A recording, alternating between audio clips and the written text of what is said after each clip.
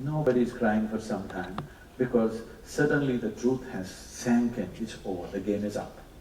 This is not only for you, this is also for the disembodied being who's just exited, because he is also in that illusion that he can get back, and that stops, and that's a good thing.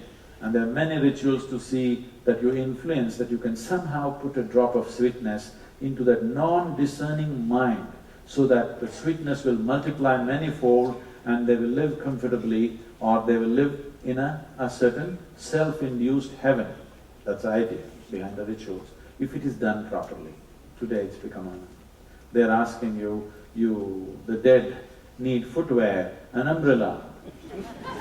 Someone who's just a body here does not need footwear for sure, isn't it? The man who's doing the ritual needs the footwear. I don't know why they cannot say, I need the footwear. At least you would buy them the right size.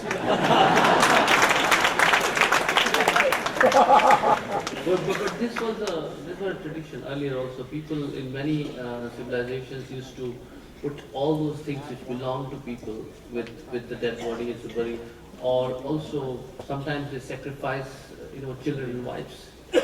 They send it with them. I think the anything which belonged to the person somehow, that's where probably this footwear came from, and it's a distorted version of that.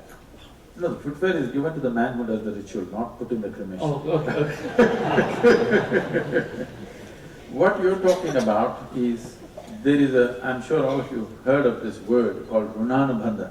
Have you heard this? Runanubandha means physical relationship. Wherever you touched anything, it can be because of parentage, it can be because of sexual relationships, it can be just because you held somebody's hand, or it is because you changed each other's clothes. In many ways, two bodies will generate what is called as runanubandha. That means there is a certain commonality which begins to happen.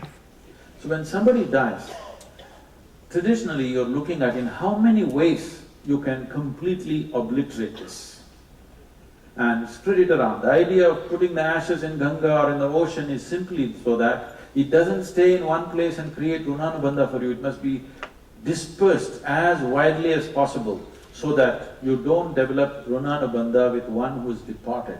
You must break the relationship for you to continue your life. If this runanubandha is not properly broken, as it is happening in modern societies, it will definitely affect your physiological structure, your psychological structure. Particularly, children up to 8 years of age are immune to these things. They will not be affected by this, nature has given them that protection. Adolescents will be most affected by these things when we do not take care of the dead properly.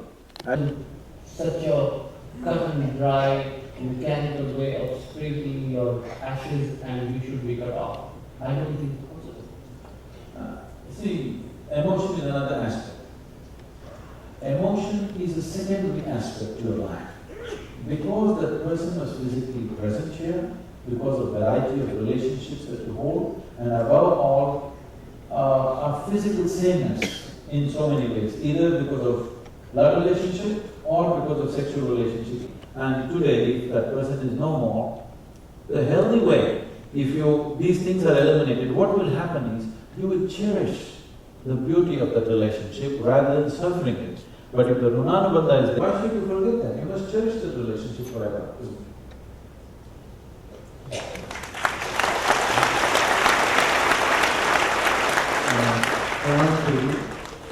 I have written about something that you written in one of your books about the Kurma Nadi. It says that if you trace your breath, you could come into the lungs. Prana is not going into the lungs. Only the air is going into the lungs. Air is a certain physical quantity that you're taking in for the physical survival of your physical self. But the prana is what we were talking in terms of life. The whole cosmos is life. Now it is bubble. We've had the most fascinating conversation this evening between Prasoon, Joshi and Sadhguru, and we'd like to thank all of you for joining us today. The Kashi Giri that we spoke about and so are books of Prasoon Joshi. Here are a few announcements about it contains a guided meditation called Isha, which you can practice at home.